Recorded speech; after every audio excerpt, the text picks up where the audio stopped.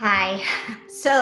Here's a little truth about me, and frankly, I think a little bit of a truth about a lot of women I meet. I am a recovering people pleaser. I do not like confrontation, and I do not like it when people are upset with me. I get really freaked out.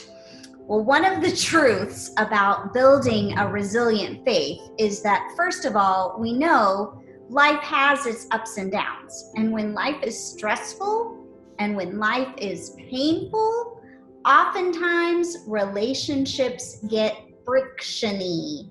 Anybody been there, experienced that? When you're going through something super stressful in your life, you have a lot less patience for your coworkers or your friends or the people that live in your house.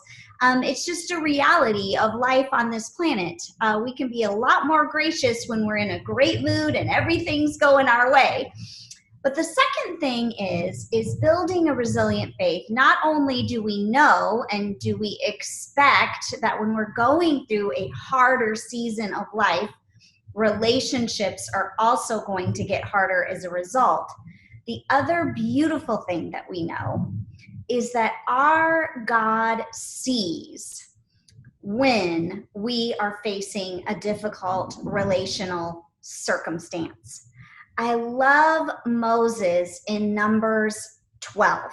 In Numbers 12, we see Moses in a very painful relational circumstance. Now, at this point, he's been wandering in the desert with his brother Aaron and his sister Miriam and 2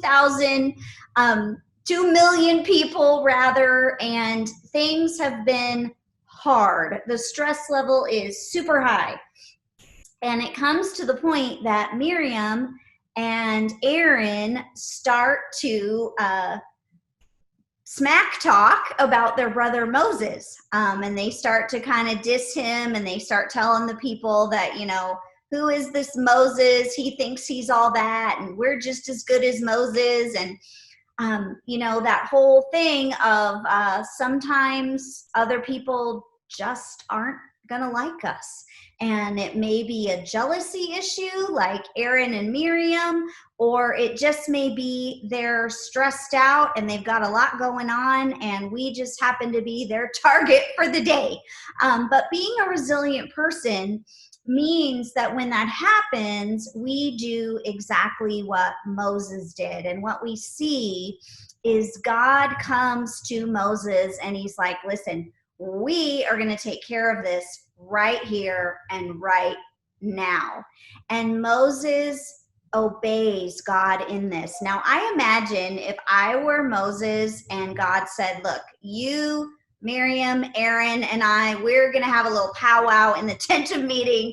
My answer to God would have been like, how about you just take care of that? You just fix it all, and I'll be waiting over here, and you can just give me the green light when everything's all patched up, God. That would have been the way I would have wanted God to do it. But that's not what God does. God brings all three of them together before him. And God basically calls out Aaron and Miriam, and he says, listen, do you think I don't hear what you're saying about your own brother, about my servant Moses? Do you think I don't see where this is coming from in your heart? Do you think I'm not aware of what's going on and the pain that you are inflicting on my servant Moses? How dare you? How dare you come against one who is so special to me?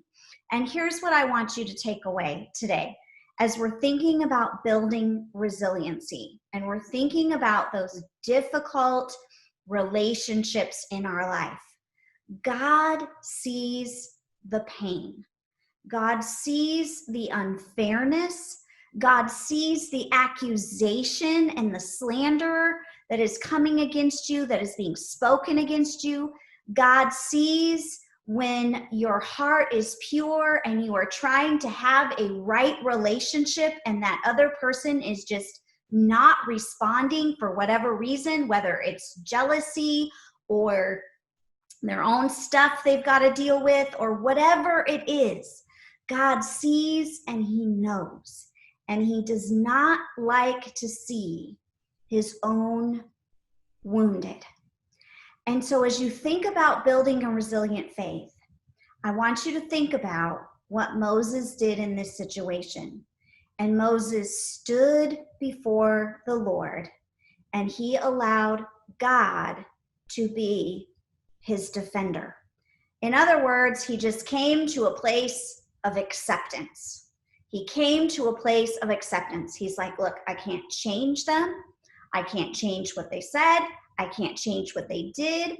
I can't make them like me. I can't make them accept me. But I can accept the situation, and I can trust God to be my defender and to see the purity of my heart.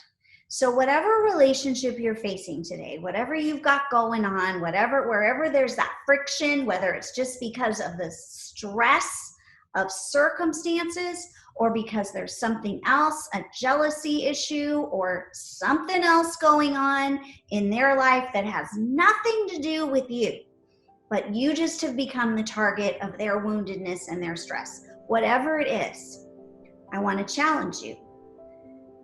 Go to the Lord with it, allow him to be your defender, and come to a place of acceptance that you cannot change the other person. All you can do is choose how to react. And when we let go and we let God be God of that relationship, we can trust him to be our guardian and our defender.